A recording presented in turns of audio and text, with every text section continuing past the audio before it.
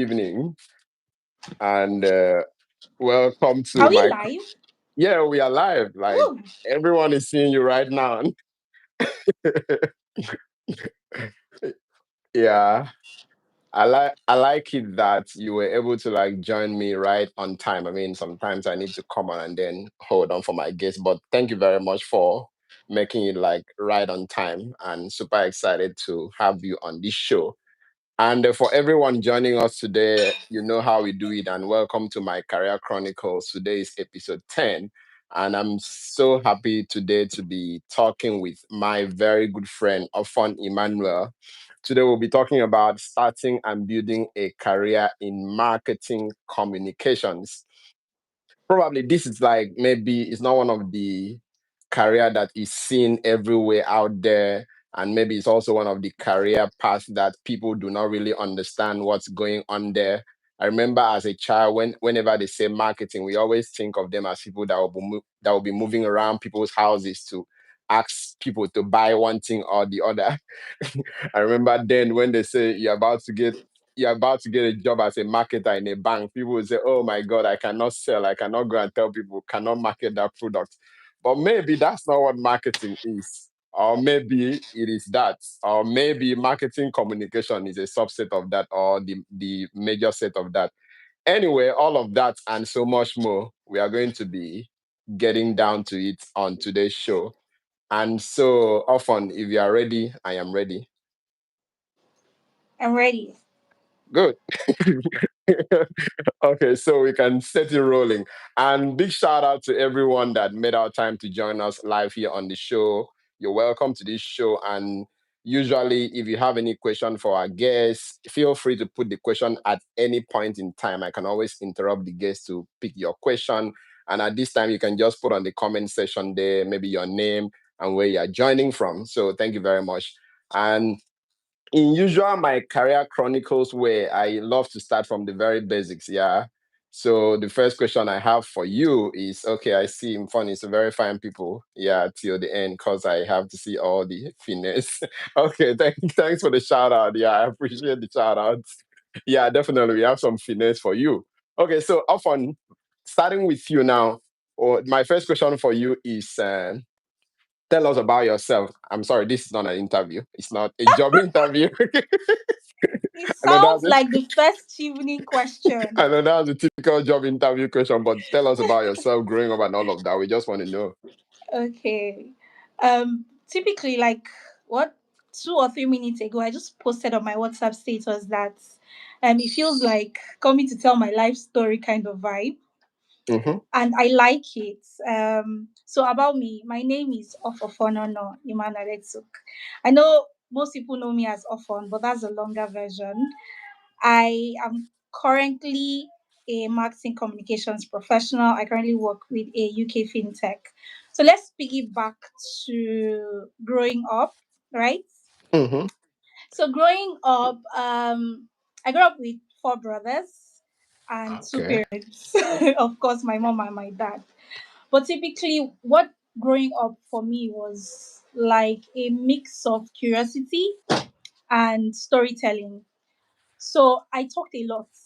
I talked a lot growing up, and I was kind of stubborn.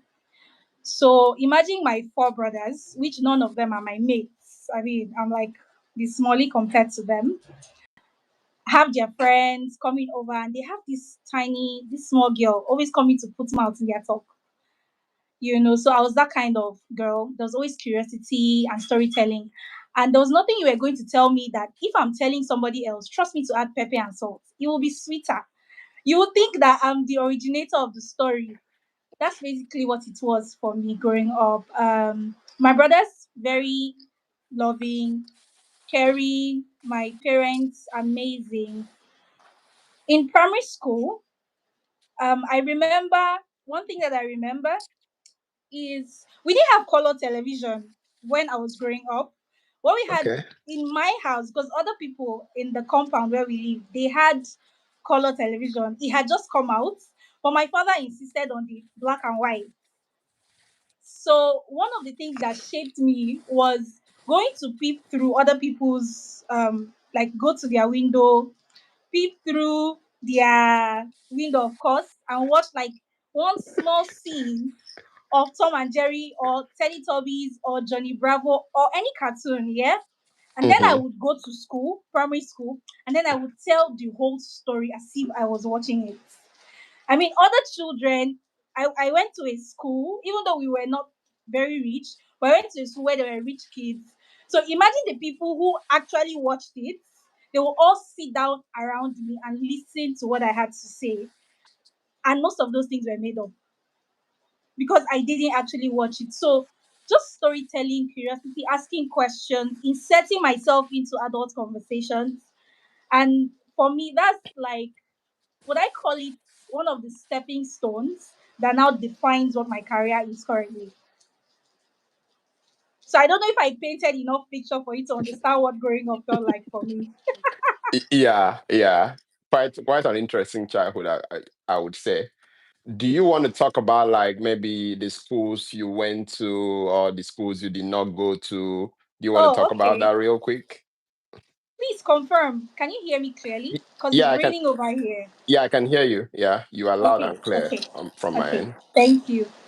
So for primary school, we did a bit of a back and forth with that one because in primary two, I was in Shalom Child Education Center in Woji, Port Harcourt. I was born in Port Harcourt. My primary school, first part of primary school was there. But in primary two, I had to move to Ukanafun in Akwa Ibom State to stay with my mom. So in primary two, I was put in Holy Child Nursery and Primary School. Yeah, Holy Child in In Ukanafun. my So, village. yes, in your village, in equality. You're welcome. Yes. So that was primary two and three. And then briefly I was yanked back to Port Harcourt. I don't know why that decision was made, but I'm not sure. But trust me for being the star girl when I went to Ukanafo because I was coming from you know, the privileges of coming from town. And Hmm. then you are the hot thing happening here. But when I was in Port Harcourt for the first part of my primary education, I was just an okay student, smart because I could talk, but I wasn't one of the top students, really.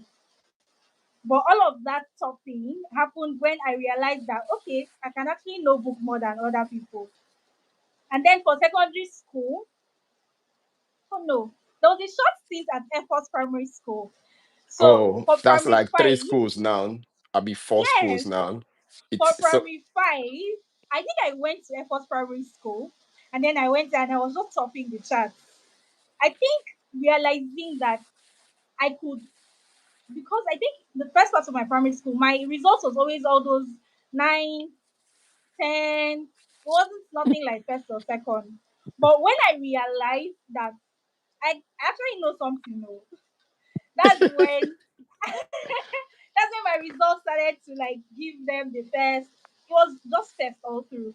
As I, then Hmm. I went to secondary school back to, because okay, let me give a background. My mom is a primary school teacher Okay. in Akwa Ibom in Ukanafon. So Hmm. because I'm the only girl child, I have four older brothers. She wanted me to be closer to her. Got you. So they decided that I should come back to Akwa Ibom to do my secondary education. Oh, And it sounded like a good plan because I wanted to spend more time with my mother. I did not realize it was boarding school. So I was taken to Akwa Ibom. I went to Obom Christian High School in Etimepo local government area. So if you're from that side of Akwa Ibom, you would probably know the school. And I spent my 6 years there. I did change secondary school good by deal. the grace of God. So after then, and I was going to mention something significant that happened in my secondary school. Go That was for it. another thing that shaped my career. So Okay. something that happened in secondary school was me joining creativity and writing forum. So there was a teacher. He doubled as our CRK teacher, our literature teacher, and the campus minister. So the school was a Christian school, Urban Christian High School. So we always had church stuff to do. So there was a person in charge of all of those church stuff. He was that person. He was a minister on campus. and he created this creativity and writing for. Remember, he's also a literature teacher, and I was his best student. He was my favorite teacher, and so there was this rapport that we had.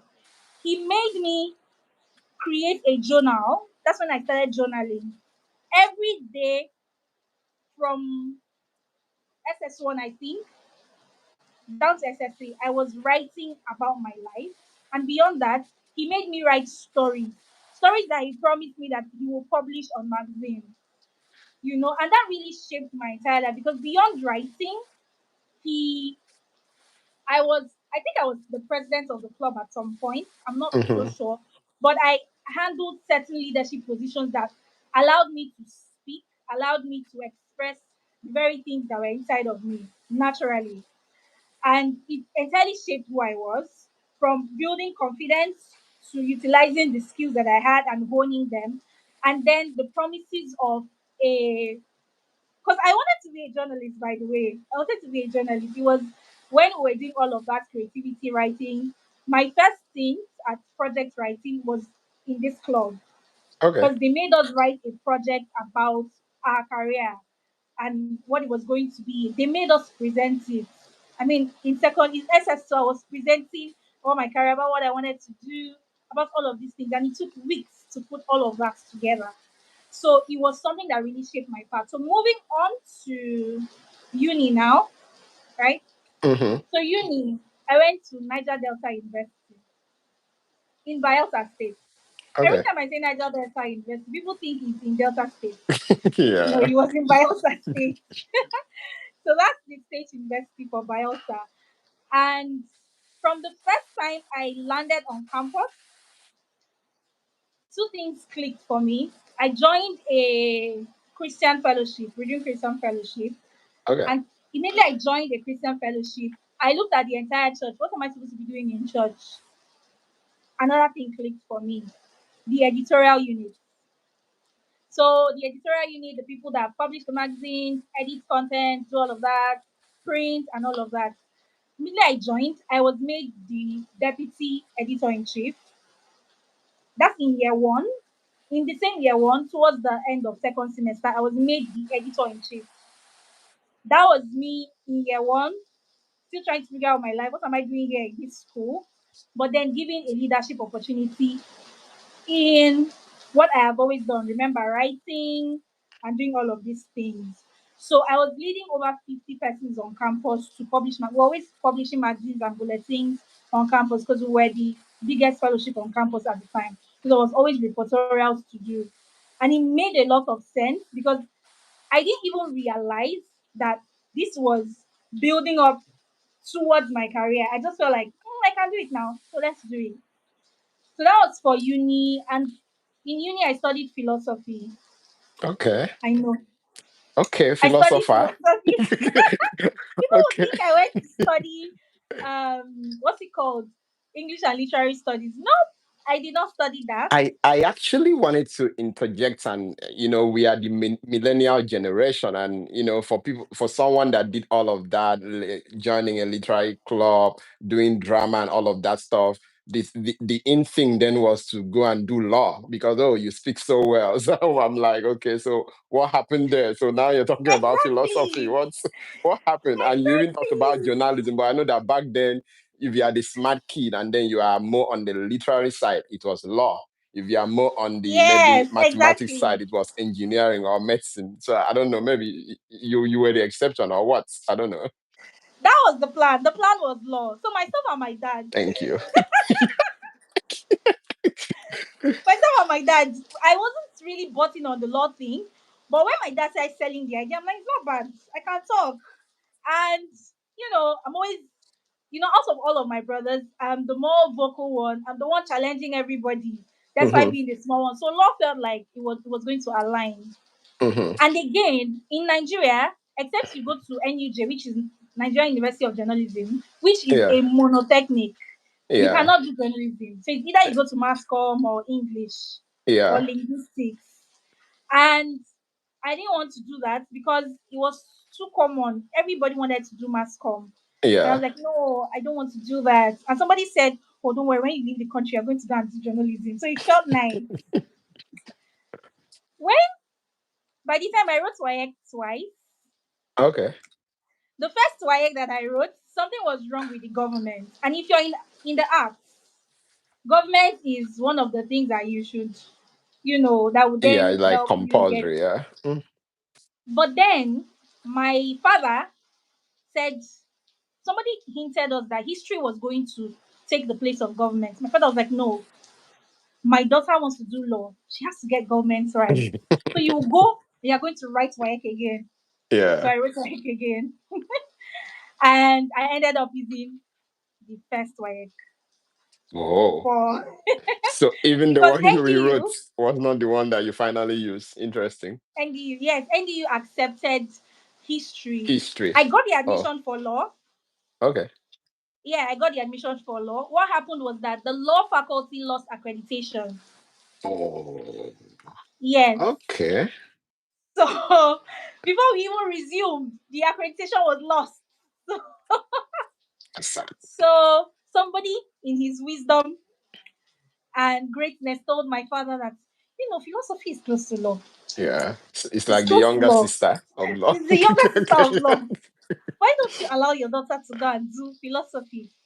Yeah. And my father said, oh, okay. He kind of agreed.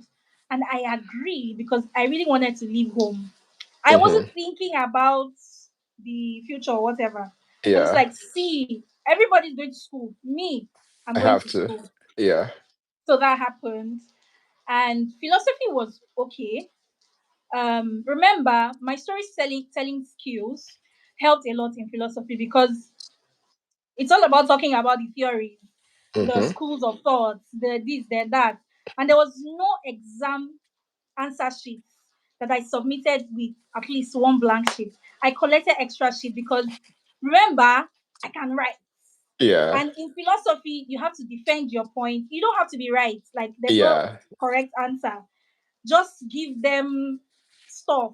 Yeah. Quote Why you this one, think quote that's the that one, correct talk about answer? this one, talk about the fact. And I'm the kind of person that once I hear it, I Yeah. can talk about it. I can write about it. So I wasn't reading in school so much. All I needed to do was, if I want, because I ran a business also in school, if I want, I just go to class, listen to what they have to say. When it's time for exam, I have a study group. Let all of them just be talking about what they read. It will enter my head. Let all of them just talk about, oh, for this one, Yeah. existentialism, this Yeah. one, Socrates. Let them just be talking. So it really, really helped. And I'm stating this to kind of layer it as to, even though I did philosophy, this is how it made sense. Yeah.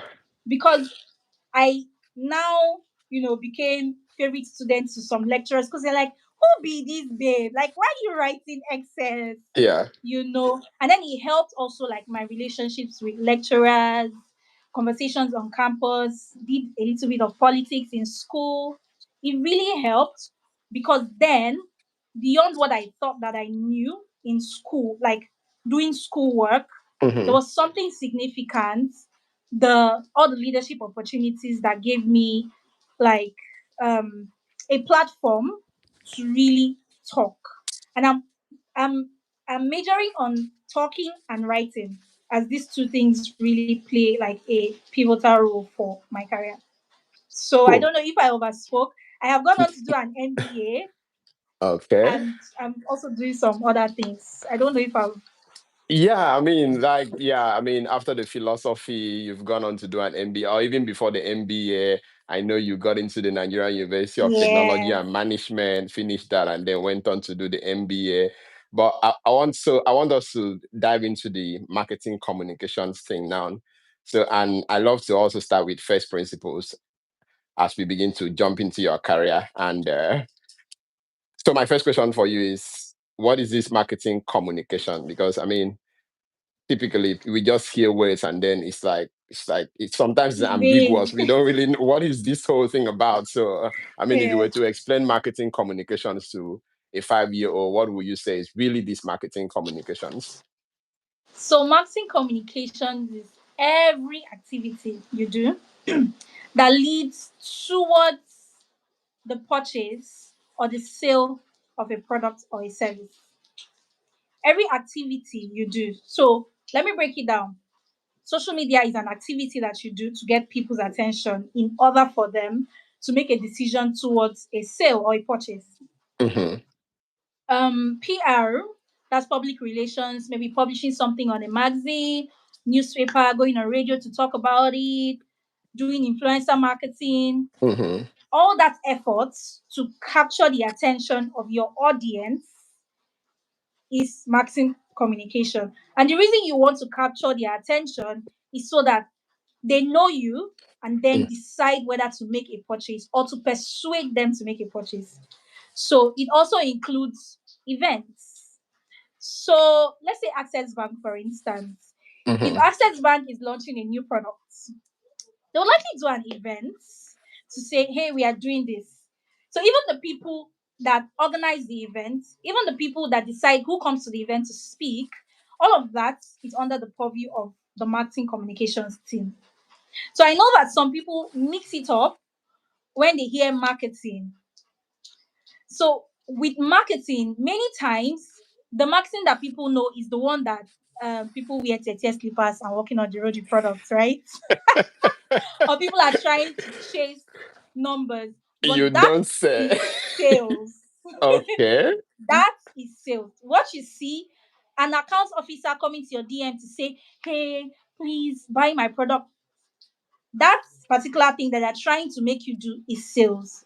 Okay. For marketing and communications, it's the ads, the TV commercials, the the video content, the Mm-hmm. content creation, Mm-hmm. the website copy, Mm-hmm. the landing page, the newsletter, all Mm-hmm. those things is marketing communication. It's so broad, but then that is marketing communications. What an answer. Yeah, I mean, I really like that you really took time to like break it down and put it into the different layers. But let's step back a bit real quick and then let's talk about like your education and then your career. Because I always try to find like what is the marriage, what was the marriage like between the education and the career. I mean, you decided doing a lot of things in the literary world, right? From primary school to secondary school down to the university. You went to the Nigerian University of Technology and Management, went ahead to do an MBA, and now you work as a marketing communications manager in QuikRemit. How would you say your education has influenced or contributed to like your career as a marketing communication specialist? What's that marriage like, or what has it been like so far? Something that you know, I'm taking time to what it's so it feels like a full circle moment. Okay. Remember how I said that I had this really cool teacher that was making me do all these writings, who loved my stories, who made me Mm-hmm. write speeches for the owner of our school? Mm-hmm. That was a teacher refining these skills or gifts that I had. Now it plays into me going on to secondary university to become editor in chief. Remember, we talked about marketing communication, all these things that we do. So I was editor in chief of a magazine and a bulletin, which is a big deal. Which is a big deal Mm-hmm. because in today's world, I would be paid millions of naira to be editor in chief, and I Yeah, was doing that absolutely. on campus even from year one. So it brought me into this world of media. So I was doing all of these several things, making sure that the magazine is a success. So I understood everything from design to editing, copy editing, to alignments. To, I could tell you the sizes, right? Because I was doing the work. Now I'm taking you through a journey. Now I go on to NYSC. I went for NYSC, and guess what? First day I step into Ede camp. I camped in Ocean State. I served in Ocean State. Mm-hmm. First day I step into Ede camp, I hear some people. I think it was the camp commandant somewhere talking because I went really early. So I approached. I'm like, "What are you guys doing here?" They're like, "Oh, this is like a radio house." Yeah, I say, "Hey, I have experience because in school I because of what I did, I went to radio stations a lot. I just put myself literally out there. I mean, free work, but I was just out there doing a lot of things that I could do naturally. Then in Edecamp, immediately I was editor in chief. I was OBS coordinator. So OBS is Orientation Broadcasting Service on camp. So I Okay. was OBS coordinator. All of these things that I had learned in secondary school under marketing communications. Meanwhile, when I was doing all those things, I didn't know it was under marketing communications. I was just doing what I do. And then I go to Edecamp, and then I was the girl. Like I knew all these things, and they were looking for just somebody. I had radio experience. I had leadership experience. I had magazine experience. I I had all of these things in uni, and I didn't know they were valuable. And Yeah. then I came here. NYC really crafted it to make sense for me, Right. because in NYC I was now on camp was 3 weeks, right? Camp is usually 3 weeks. And I Yeah. had over 80 core members report to me Oh, on all marketing communications activities in that's those three huge. weeks. Yeah. So in those 3 weeks, I was in charge of radio, print, I was in charge of even placements, because students would come and say, "Hey, I'm looking for my phone." They want to make a placement to say, "Oh, can you make this announcement?" Mm-hmm. All of that. We're doing radio programs, we're doing the writing side of things. It made sense, because it then made sense like about a year plus later. Meanwhile, the camp commandants and the camp people, because they are the hierarchy there, they just saw me as a valuable asset, and so decided to keep me in Osun State, Oshobo. I didn't have any plans to relocate, so I just stayed there. In Oshobo, I was posted to NTA. So Okay. Yeah. it made great sense. And Yeah. why I'm tying this to my education is because at every point in time, there was something that I was doing that was marketing communications. Clearly, it was Right. clearly marketing communication. So I can tell you that I have 15 years of experience, and it makes sense. Right. So in Oshobo, I was doing big stuff. The comment, I was editor in chief. I was doing a lot of things, and I was always moving around with the state coordinator, because for NYC, I don't know if it's the same for now. Osun State PR unit is the PR unit that handles, because they perform really well, they handle most of the PR for NYC that you see nationwide. Oh, nationally. Yes, Oh, at the time. So yeah. from the speeches to the courtesy calls to the events to all of these plenty things, I was sort of in charge. Is that Joy? Yeah, that's Joy. Okay, someone is saying, yeah. Yes. Okay, Joy, thank you. Yeah, we see We you. served. Yeah, Joy. We actually served. So there was a lot of work that was directly connected to marketing communication, and I Mm-hmm. did not even know it. Let me tell you, even in Osun State, I still did not know that there was a field called marketing communications, and I'll tell you Right. why. Because after NYC, I had I didn't have clarity as to what my career should be. Not knowing that I had spent so many years building a career in marketing communications, but I didn't just know it. I didn't just Mm-hmm. know that's what I should be doing. So post NYC, I just took a random job. I was executive assistant to someone. I had a job for Orange newspapers, a new newspaper that was just starting. But for because of lack of clarity, I just went on for the executive assistant job for very stupid reasons, like admiring the owner of the company. But I quickly went back to what is supposed to be, because there's something inside of you that keeps calling. It's something that you're naturally good at. There's something that if you don't spot, somebody else will spot. Like, Mm-hmm. it's very you. I mean, that's Yeah. you. So Yeah. much so that somebody look at you and be like, babe, this is not where you're supposed to be. Right. So thankfully, yada yada yada, I find myself doing actual marketing communications. So the intersection was the fact that I always availed myself the opportunity to use my skills. If I wasn't using those things that at the time I wouldn't even call them skills, they were just talents, right? Because I just knew how to do them and I enjoyed doing them.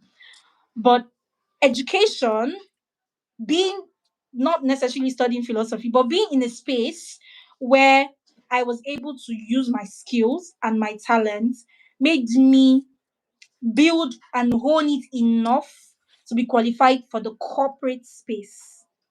Because then again, I was coming with so much experience. Like I was coming with a lot. Now, the difference was now that the very first role that I got, aside from the consulting work that I did as an EA and as a consultant as well, was in a fintech as a business communications lead. Okay. So that quickly, and it was heavy on writing because I was writing strategy. I was doing all this. I was doing a lot of branding, doing PRD documents. All of these things involved me writing and in telling the story of the company. So I developed newsletters. I I did all these random things, just really starting out in marketing communications, and it was not so long ago. Like it was literally in 2021 that I really knew that I was doing marketing communications. Okay, I'm going to pause you there, and then let's talk about starting out now that you landed there. Yeah, because I feel like there is this moment where I think most people fall into this bracket where you're just fresh out of the university. You just, you are everywhere and nowhere. You just talked about you are picking this job, you are picking the other job, you are doing this thing by the side, you are doing that other thing by the side. And then you just keep going around like that till somehow you land in your sweet spot. so so which is what you're talking about now, like, so what was that like eureka moment for you where you sort of figure out like, hey, you know what, this is actually where I belong? And what's or who helped you to like build that clarity in your career, and you're like, okay, I think this is really what I should be doing. Yeah. Yeah. Because I'm great with people leading teams and all of that, Mm-hmm. a lot of people thought they knew what I should be doing. Right. So I had a mentor that thought I should be doing HR. So I signed up for CIPM. I Like I remember. wanted to get chartered.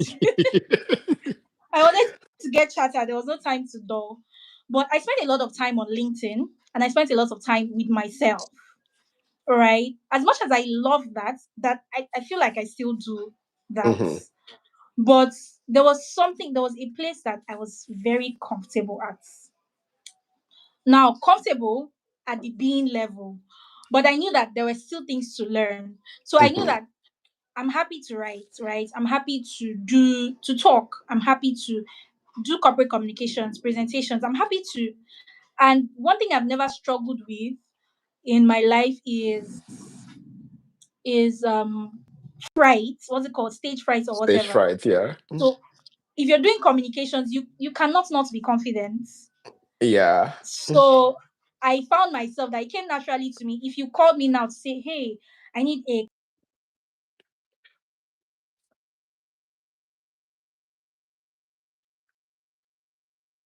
Yeah, did we just lose your phone? I think you sort of broken. And big shout out to everyone that is here with us: Osai, Victoria, Joy, Funny So, Dita Bell. I see all of you. And I don't know, often if you can hear me, I don't know, you sort of got cut off. And for anyone who has any question for Ofon or for the show, feel free to put it out there. And I'm definitely going to ask our guests, hey, Ofon, uh, do you want to do you want to rejoin? Maybe that's gonna help. Mm. And okay, yeah, I think. mm, Yeah, let's just hold on. I think she has to rejoin. Yeah.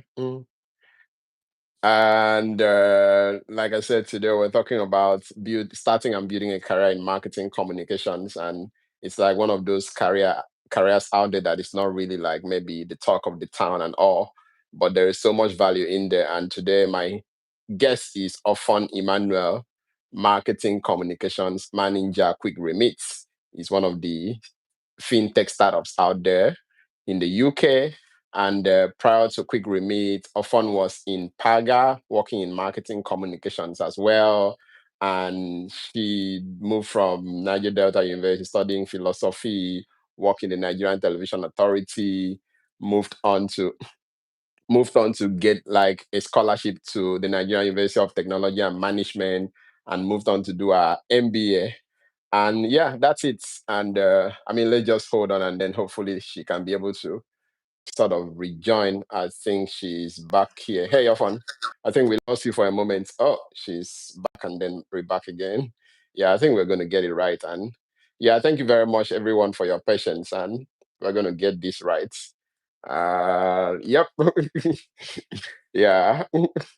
And if you're here live joining us, and remember to like subscribe, and remember to like tap on the bell icon, so that for every of our podcasts, every of our episodes, you will get notified even before every other person.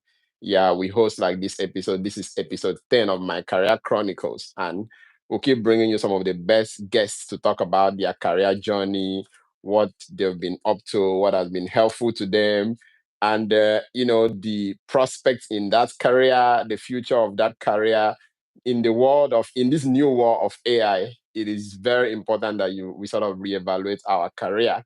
So this is like why we bring people here to talk about like the impact of AI on the career, the impact of some of the innovations globally on your career. And we try to see career as don't see your career as only limited to a particular market. Try to place your career in. Okay, I think often you're trying to join with a new. Uh, Okay, hey, often. Okay, I'm so sorry. Can you hear me now? yeah, I can hear you. Never mind. I think you got cut off, but welcome. Good to have you back. And can you hear me? Yes, I can hear you. Apologies. Yeah, yeah, yeah. No This is worries. I mean, the first time this is happening. yeah, I know some My of phone those. is not low, Oh, okay, yeah. and I'm wondering why. I'm joining with my husband's phone, by the way. Okay, yeah, I saw once I saw I could recognize. I'm like, okay, let's get right into it. So, and but thank you for all the So where effort was to. I? Yeah, thank you. I'm going to help you. So bring you up to speed. So we're talking about like what was that like that eureka moment for you, where you sort of figured out, okay, in the midst of all this is actually the one thing I should put in all my energy and capabilities into. Yeah, it was when I realized that I am I am in my flow. Okay.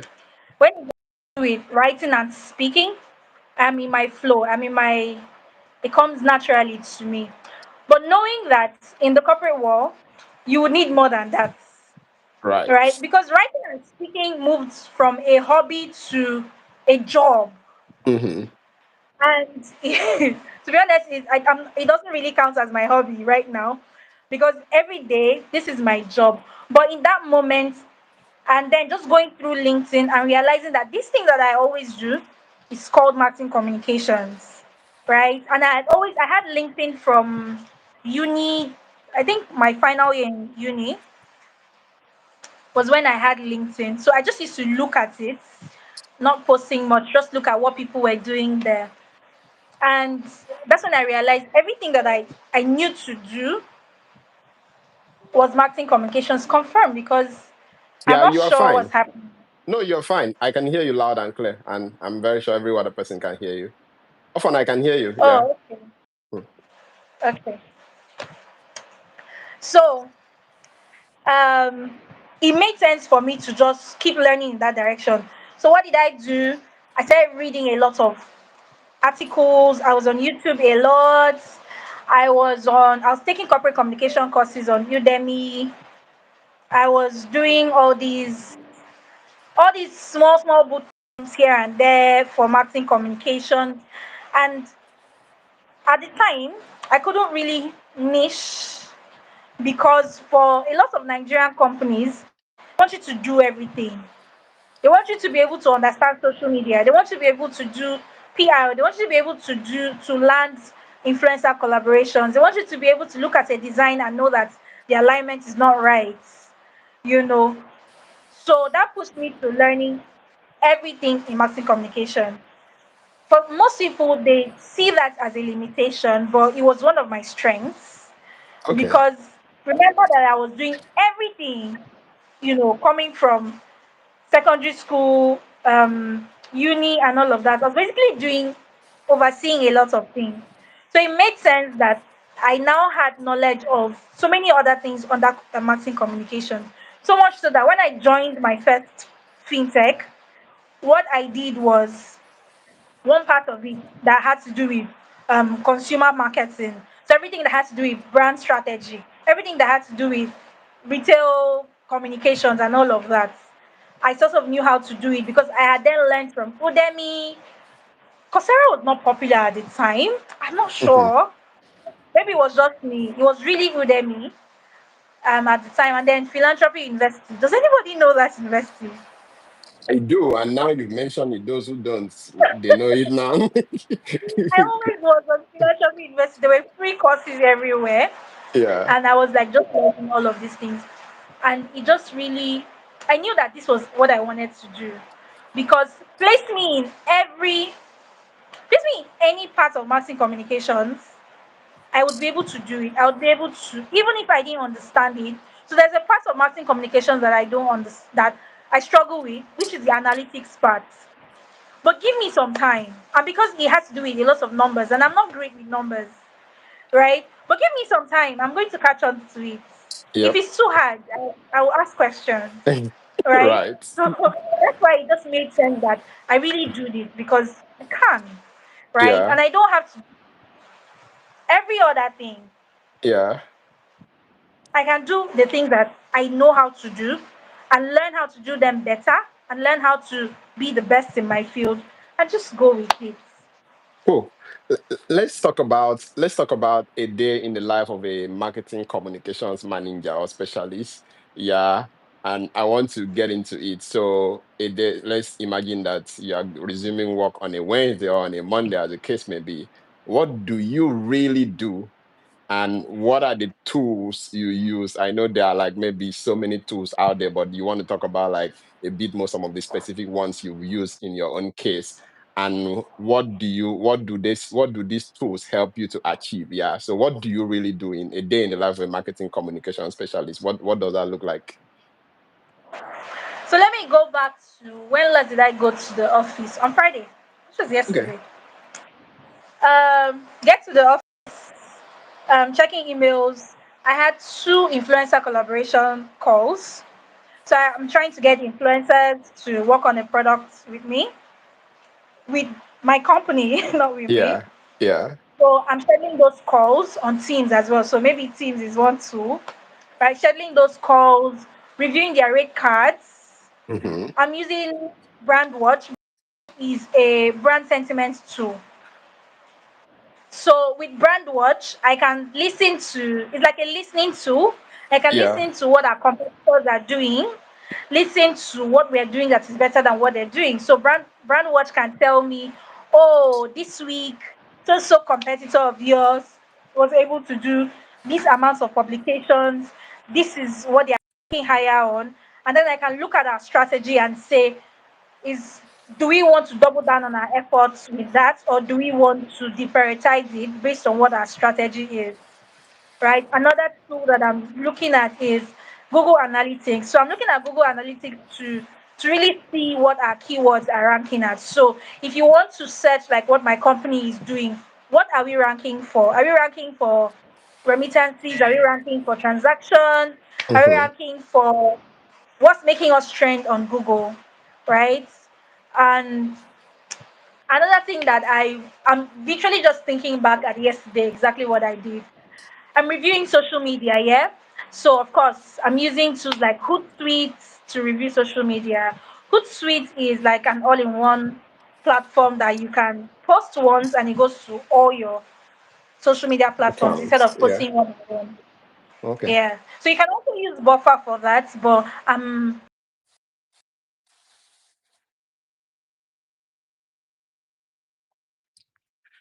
Yeah, I think you got broken again. Osai Nkechi Favor. Yeah, thank you, Osai. This is exactly where I find myself.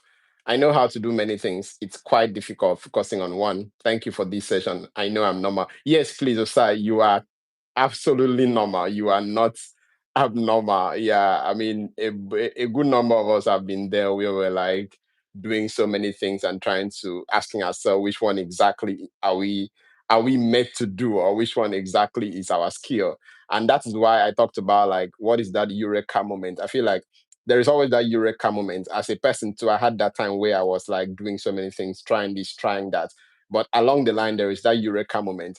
And the most interesting thing about this eureka moment is that at some point you figure out that all of the other things you were doing, which you sort of thought was or were like not important, they all come together to like help you. So you might be like in the case of Ofon now, she talked about how she was writing voluntarily in school to just, just donate the writing to some other person, just helping out in the church, in the editorial team of the church, helping out in her department, going for NYSC, and then just volunteering and just helping out in the studio, making announcement, taking up like volunteer roles, like hosting event, which is another thing I wanted to talk about once she's back. And then all of that might sound like a little here, a little there. But once the eureka moment comes, you find out that a combination of all of this is what makes you who you are. And you also find out that you have actually been building like capabilities from the past, even though sometimes it's a bit unconscious that you're like, okay, was that really it? But as you begin to like grow in your career, you find out that all the capabilities you were building, not so directly, they come into play really, really very handy. All the events you were attending, the little sales you were doing, this. I mean, I was talking to my friend and I said that back in the university, we used to do what was called, I don't know what it is called now, or if it's still in vogue, network marketing, where a particular company will like float a product to us. And then the job then, the deal then was for us to be able to invite our friends or talk to our friends or talk to our friends and bring them onto the business or the product and then sort of market the product to them. Hey, often welcome. Yeah. So all of that sort of, it all adds up. And yeah, good to have you again. And we're talking about like some of the tools we use. I know you mentioned Hootsuite, you mentioned Google Analytics, you mentioned I think there was Hootsuite, and then there was one other thing that does the same thing. brand uh, watch. yeah, correct. And you And could also use Meltwater for brand listening tools. okay, cool. There's Okay, Meltwater as well. Yeah, I used Meltwater while I was in my previous employer, with my previous okay, employer. Meltwater was what we were using. okay, But I cool. currently use Brandwatch. Um, so I use Hootsuite to look at all social media. But then if I want to, I could as well use Meta Business Suite if I want to literally be the one scheduling. So I could use Meta Business Suite as well. What Business Suite doesn't have is that it doesn't allow you post on any platform that is not Meta. Okay. Yeah, so that's like the So difference. basically, only you can only access Facebook, Instagram, WhatsApp. Who else is Meta Yeah, controlling? Those are the ones I know. that's all. Okay, That's all really. correct. Okay. So it's not as robust, but on Hootsuite you can get LinkedIn, you can get what's this thing, Quora even. Mm-hmm. Oh, Quora. Okay. If you were to start all over, what would be your roadmap? If you were to start all over, like knowing what you know now, you didn't have to like maybe wonder if you want to do philosophy or wonder if you want to work in a television company, or you just know that you want to get into marketing communications directly. What would your roadmap look like from what to what to what? Can you just tell us about how that roadmap would look like for you to walk If up to you see becoming the a way this marketing? question excites me, Oh, okay, please go for this it. Go for question it. excites me. Yeah, I'm So really let me interested tell in this. you. Okay. Let me tell you what I will do. I will do everything that I did in secondary school. and I will top it up by publishing on magazine newspapers. Okay. I will top it up by doing that. Because every time you do something that is in the line of what you do for your future, it makes sense. Like it really makes sense. So imagine being like published, like in at a very young age. And newspapers are always looking for stories. If it makes sense, they're always looking for stories. Or magazines, upcoming magazines, they're always looking for stories. So I would have loved that because I think it would have added to. I had that, but it wasn't published. Because Right. remember, my teacher was always saying, "Don't worry, I'm going to publish you." But all he did not have connection. He was just trying to encourage me. But Yeah. I would try to get published. I would try Mm-hmm. to put myself there. And then for uni, it honestly wouldn't matter what I would have then studied again. To Okay. be honest, because looking back, nothing. I don't know what would have changed it that I still landed on this path because I'm here. Like I didn't need to study linguistics to be here. But what I would have done, I think I did it because I did it without knowing that I was doing it. Because I Yeah. gathered so much experience, I gathered so much knowledge, but I didn't know that I was doing that. But I would have added um, doing writing pitches to radio stations or writing pitches to businesses to lead their teams. Remember, like I was more on the media side when I was in school. It was more media focused, Mm-hmm. but I would have tried writing pitches to to businesses to lead marketing and communications for them, even if it was just for social media, even if Mm-hmm. it was just being the social media lead, or even if it was just being their communications person. I think it would have really made sense because then I would have like marketing communications experience, not limited to media Right. alone. So that's something that I would have done. I would have volunteered more for companies and businesses, not just staying with my writing, right? I would have done more actual work. That's like what I try to tell people who care to ask me. If you have the time and you don't care about the money, go and get that experience. I promise you, nobody has money to pay you if you don't have experience. But what you need is different from what they need, but there's an alignment, and the alignment is that there is a need for your Right. skill, and there is a need for experience. You need experience, and you will not get it if you don't want to like do free work at some point, right? So I would have volunteered more, especially for businesses. Okay. I would have done that. Yes. Cool. We don't have a lot of time, but there's something we must talk about, and that is the fact that I know that you are. I mean, I should have mentioned this from the word go that you are a founder of you are a female of a female organization where you like focus on female empowerment, and then outside that, you are also an event host and a corporate trainer.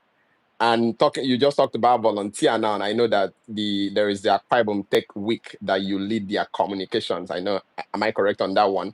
So, but Yes. this is where I'm going. You are the corporate girl. So, what is the trade-off here, and how are you like able to bring all of this together? Because I mean, right now we have like people saying, "Oh, I can if I go to work, I cannot do this again." So what is the trade-off here, and how are you able to like manage all of this engagement together and still like deliver at the best across all of these verticals? I think it's coming to terms with the fact that some things will suffer, right? For instance, if I'm doing my job, yeah, and I have a gig for a day that I'm supposed to show up at my job, I forgo the gig, right? I decide how much is this gig going to pay me? It's a one-off gig. Even if it's Hmm. repeated, it's not as stable, right? So let's Mm-hmm. say I have an event hosting gig. I decide what success would look like for me in that moment. What would be a win? And I struggled with it initially because it's like I'm multi-skilled. I can actually do a lot of things. And I want to do them because I believe that the reason I have this potential is because I can do it. So why don't I do it? So I have come to terms with the fact that there's some things that will suffer, and it's okay that they suffer. Right Right. now, with Farm Lead Africa, we are not running any active program right now, but Farm Lead Africa exists. Next month, we are going to have a program. So I'm not going to beat. Initially, I used to beat myself over it and say, "Oh my God, you're not doing this. Mama, you can't kill yourself." It's deciding and knowing that some things will suffer. Yeah. There's some things that I need to show up. I'm supposed to show up at the office. I Mm-hmm. decide that okay, I'm not going to show up today, but I'm going to show up tomorrow, right? I'm not going to do this at this certain time, but I need to stay awake so that I can do this because of this. There's one time I also host an event, and the event was on a work day, but the money was big, and I knew that, and I knew that a win for me in that moment is to go host this event that is just for 2 hours, collect the money, go to the event with my laptop, collect the money, book an Uber, work as I'm going to the event, pause my work, host the event, finish hosting, and finish all the greetings and all of those things for between 2 to 3 hours, go back to work, book an Uber, continue working, right? So it's a lot, but you decide what a win would be for Right. you in that moment. And that's just okay. I like that. I like that you need to define like what is a win for you, what does success mean for you, and that will further determine like the things you are going to trade off on, do I need to let go of this one to be able to gain this one? But do you want to also take this time? We'll cycle back to like the whole career thing, but do you want to also take this time and talk about like Fem Lead Africa? What do you guys do over there? What is that about? Should we apply to that organization? Do you need us to come over there? How can we be useful over there? But just talk about like Fem Lead Africa real quick, yeah. Yeah, so Summit Africa was born out of the genuine desire to help females like myself really level, right? So there's so many parts to it, but I really focus on the professional and personal development side of it. So if it's not capacity building, we're not doing anything that has to do with that. And it's female focused because number one, I'm female. Number two, because I grew up with my brothers, right? I wanted a sisterhood. I wanted because I realized that because I grew up with my brothers, there's so many things I couldn't relate to. That when I then went to uni and then I saw a lot of things happen, I'm like, eh, no, we all need to level up. Let's get it going, Yeah. right? And so that's why I started Fun with Africa. So we do these. We have a book published for girls, the Dear Girl book. So it's like a compendium of stories from different ladies, conversations about growing up, what puberty feels like, career, all those conversations that we usually have like as young girls. And Hmm. for me, it was like an important project because I grew up with like my father and brothers. My mom, remember, works in Akwa Ibom States. So I grew up with my brothers really and my father. There's certain conversations that we didn't really have that was then and like, okay, so this how we're supposed to do this thing. So a very funny story is that I was feeling pains on my chest, right? And I went to go and meet my dad. I said, Daddy, this thing is paining me. And my father was so embarrassed. And then he said, don't worry, your mom is coming. Your mom is going to look at it. He actually spoke it in Anang, right? Anang is my dialect. And then he said, Ukamali. I forgot. That's what he said. And I'm like, okay. So it took a while for my mom to come, but then my father bought me a book, and then I realized that that thing that was paining me on my chest was my breast growing. So Sorry you to see how it laugh. was That difficult. was funny. See how it was difficult for him to even tell me what it was, Yeah, right? yeah. So that's what I wanted to achieve with Dear Girl book and ultimately Family in Africa, because it's not just about puberty, it's about every conversation that has to do with your development, whether it's personal or professional. So that's what Family in Africa is about. How you can step in, Okay. how you can step in is that so we have a project next month. Yes. Next month, what we want to do is distribute to more girls. So we want to distribute those books to 5,000 girls because we were not able to meet that target as our last year. So we want to refresh that for next year. So the target is still 5,000. How you can do is either decide to pay copies for some girls so that we can print more copies, or decide that you want to talk to your friends about it, you know, share our posters, make sure that you're getting the word out there for us. So that's basically what we want to do and how Perfect. you can do it. Okay, that was very, very useful information on the Family Lead Africa, and thank you very much for doing that work. I mean, I'm already aware of the work, and I know that you put in like so much resources into that, and I know it means a lot, and it's really, really beneficial. Let's talk about the job market and the requirement for the job market. I know that the job market is getting very crazy now, and it's crazy. I think that's the word. But then, in the midst of the crazy, sometimes I open my phone or I get into LinkedIn, and then I'm seeing like job posts everywhere. So it's more like thousands of people are losing jobs, thousand others are getting jobs. It can be, True. it can be, it can feel like a cheat. You're like, why are people losing jobs? And I mean, you can literally see a company firing someone this second, and then the same company you're seeing a job post. The same company, you'll be wondering, why don't you just, maybe move this person to this role, something like that. But I mean, I guess that's not really how the job market works. So, but from your experience, you've worked in different companies, going through applications, going through interview, and especially in the world of in this whole career of marketing communication. How do you think is best to prepare for the job market, especially in this age of uncertainty globally? What are like what do you arm yourself with to better be prepared for this uncertain job market? Number one, know what you are doing. And I'm going to use marketing communications for instance. Know exactly what your strengths are. Some of the mistakes people make is applying for jobs that have nothing to do with them.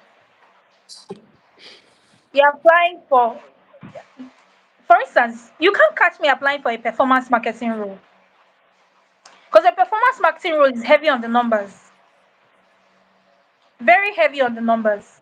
So, as much as I have an insight, I can do the role, but I realize that for where I want to be, I don't want to be reporting into somebody else for that, right? So, the roles that I want managerial roles, right? So know exactly the work. What is the work that you can do? If it's PR, know PR very well. Like know your onions, know your Mm-hmm. stuff. Mm-hmm. Let's start with that. Start with things that you can deal with. What you can deal with is your stuff. Another thing is the experience. You can know what you're doing, but you don't have any experience to back what you say you're doing. Quick way to get experience is intern, volunteer, take up businesses, do some form of free work, make an agreement, do commission based work for them. Tell them that, oh, I will be your social media manager for so and so time. Just pay me data money. I want to be able to Right. deliver these numbers. Because if you know what you're doing, you'll probably be able to deliver the numbers to them and then earn the right to request for some payment. Mm-hmm. So know what you're doing. Number two, volunteer intern, get the experience. Number three, get your portfolio straight. And this is also where the experience comes in. You can tell me everything that you can do, but I can't tie it to any portfolio because you have actually not gotten any work done before, right? So whether you want to do it on a Google Drive, put all the samples of your work there. You say you're a content writer. I cannot see what you have written.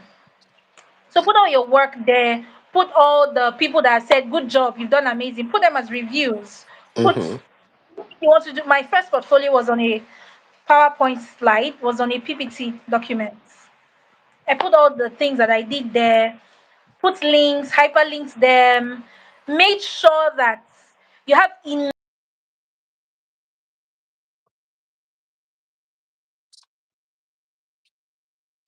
Yeah, I think Ofon got knocked off again. Yeah. Okay, you're back. You're back. Yeah. Mhm. Yeah, and if okay, Ofon, yeah, you're back. Yeah. Yeah, we got know your stuff, have experience through volunteer, internship, or free work, and then have a portfolio where we can see Yes, your work. Yeah, that's where we are, and yes, can go from there. yes.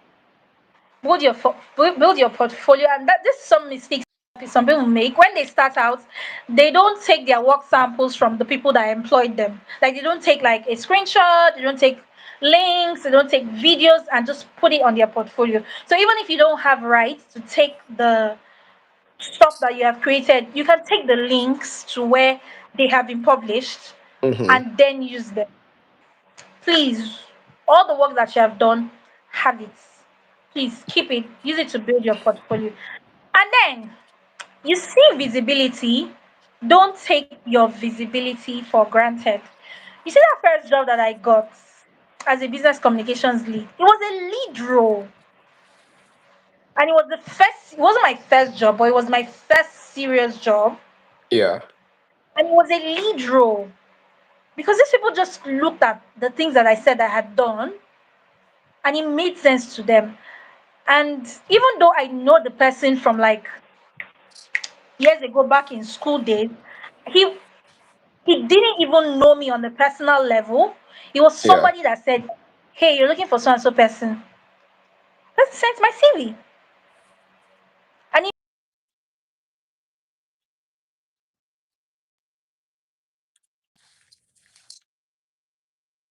We got like four of them.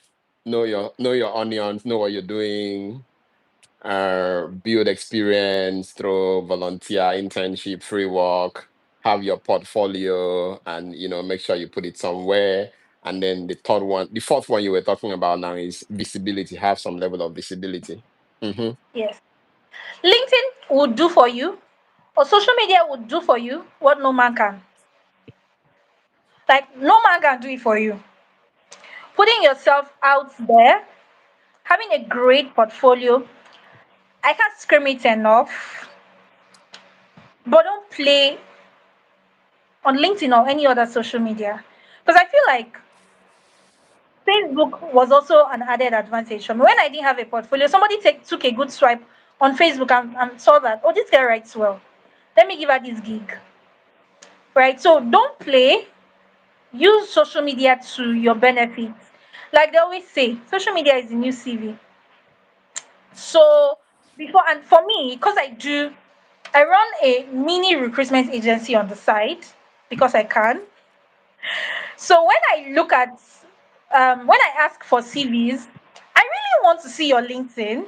I really want to see your portfolio because CV is bobo juice. Like anybody can just put words together and say delivered 80% increase of so and so. It's just talk. But if I like see some endorsements on LinkedIn, maybe some colleagues of yours have said, "Oh, I endorsed this person for whatever," give recommendations. Maybe you're liking your company post, or maybe your boss said something and you retweet or reposted. It gives me some validation that okay, you're doing something, and then your portfolio speaks as well. So don't take visibility for granted. You can be so good, but only you and your grandmother knows. You'll be so talented, so good. When you run campaigns like this, the the turnover is great, but only you and your sister knows. Why?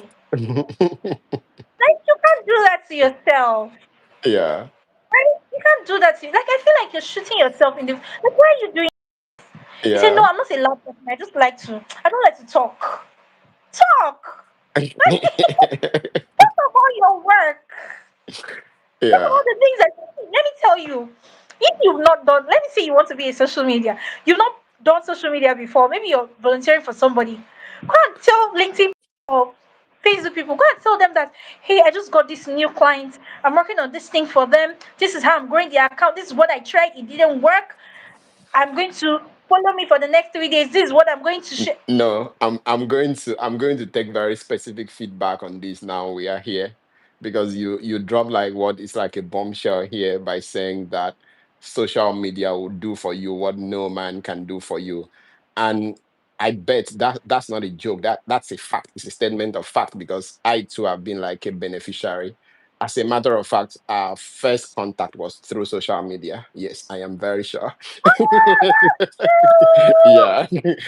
So, I ask for but your number. yes, you did. You slide into that DM. Anyway, that's conversation for another day. But the specific feedback I wanted to get was, how specifically have you been leveraging social media to grow your career as a marketing communications professional? And how do you recommend people leverage their social media, LinkedIn, Twitter, Facebook, you name it? How have you been, how has that been helpful for you? So first, for me as a marketing communications professional, is to share my journey and to be human, right? When people think of LinkedIn, for instance, all they think about is serious. But I try to be human and talk about what my journey has been in marketing communication.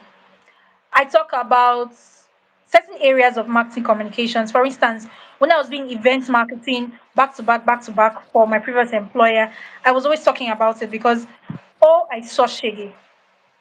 So I would always like talk about it.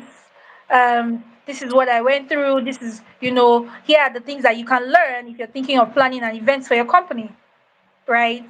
Hmm. So because of all of the experience that I had gathered, I was sharing at every point, even like my failures, vendors not talking to me, vendors calling me out, all of that. I was talking about it.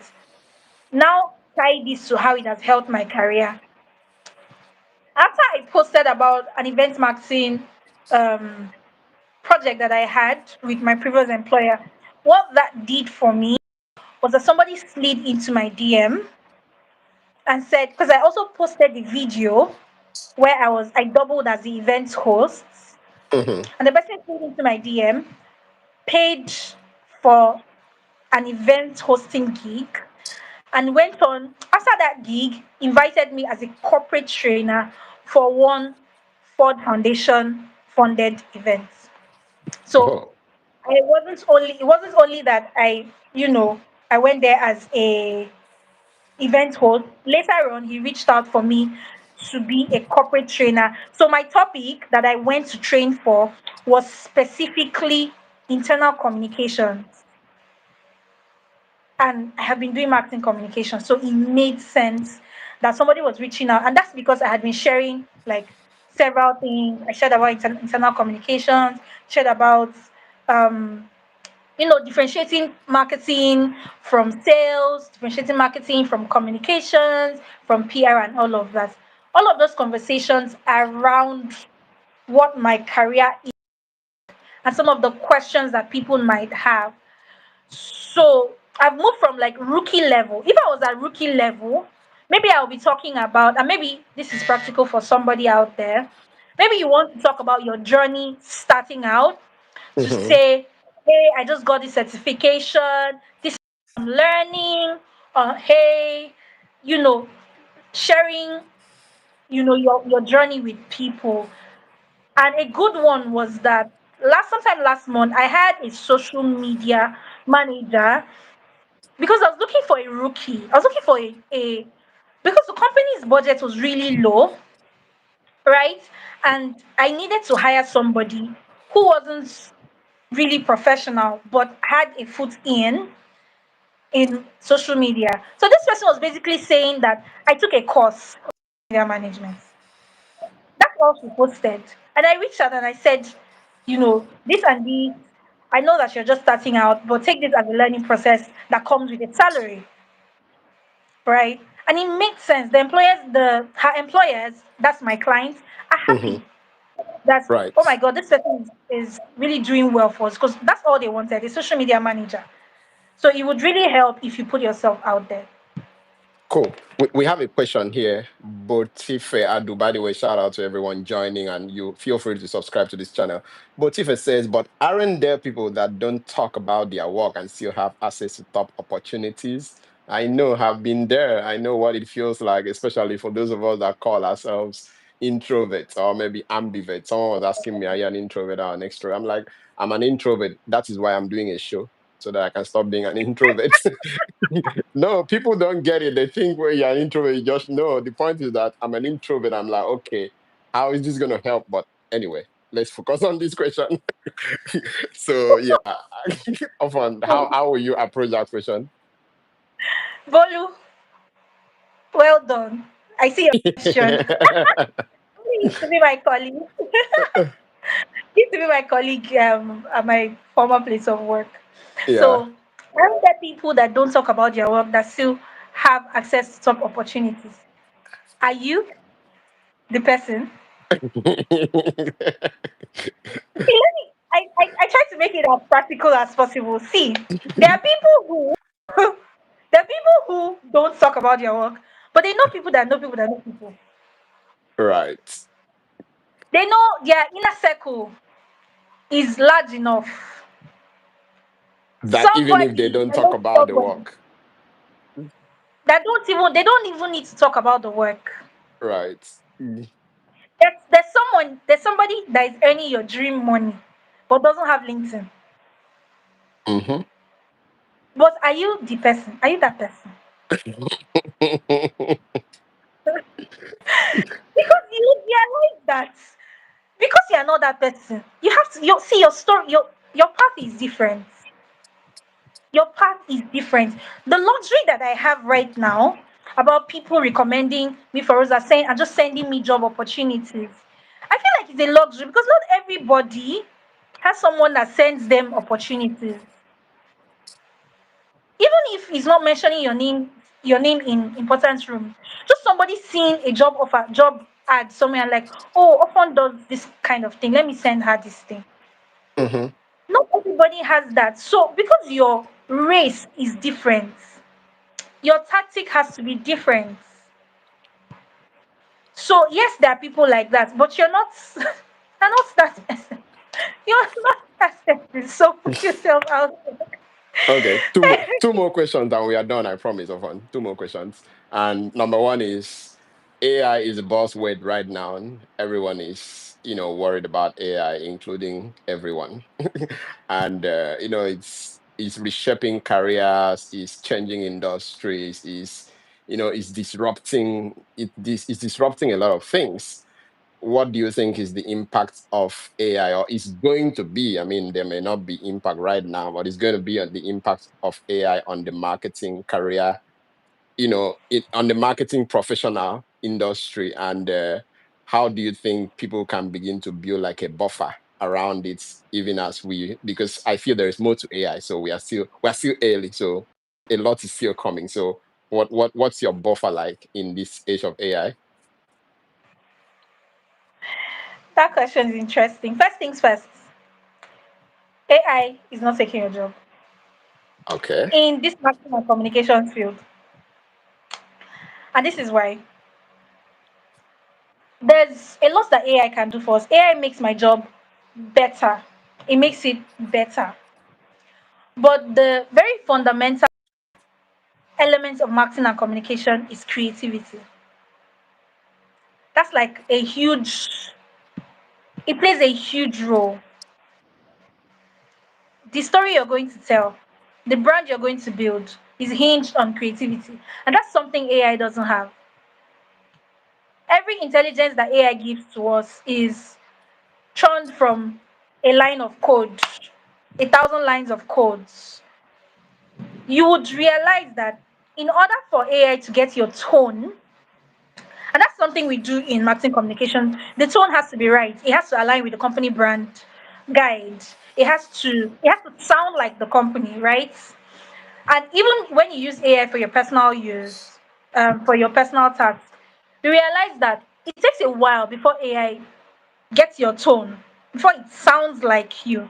So one thing it's not going to take out is the creativity, right? Be that as it may, AI is here to make our jobs easier. Let me tell you, I am I am flying with AI. Like everything is so. I'm downloading Excel sheets from ChatGPT. Claude AI is organizing my calendar. It's making sense, right? It's taking away some of the tiny tasks that I'm supposed to waste my time doing Mm-hmm. and just helping it get better.